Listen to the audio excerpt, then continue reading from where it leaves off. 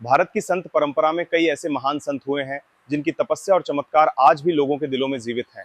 उन्हीं में से एक थे देवराहा बाबा, एक ऐसे दिव्य संत जिनका जीवन आज भी रहस्य और श्रद्धा से भरा हुआ है। कहा जाता है कि देवराहा बाबा का जन्म और आयु आज तक एक रहस्य ही बना हुआ है।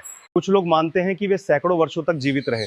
वे उत्तर प्रदेश के देवरिया जिले में सरयू नदी के किनारे एक ऊंचे लकड़ी के मचान पर निवास करते थे।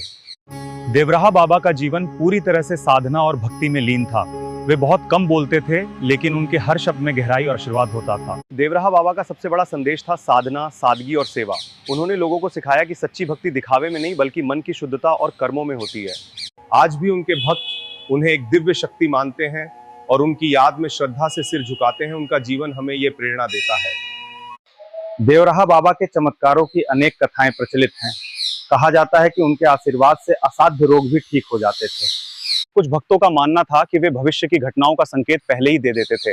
भक्तों का विश्वास है कि वे योग विद्या के दम पर यमुना नदी के जल पर आसानी से चल सकते थे और आधे घंटे तक पानी के नीचे बिना सांस लिए रह सकते थे। बाबा भक्तों से बात करते हुए अचानक हाथ में फल, मेवा या अन्य प्रसाद प्रकट कर देते थे। कहा जाता है कि जंगली जानवर भी उनके सामने आते ही शांत हो जाते थे।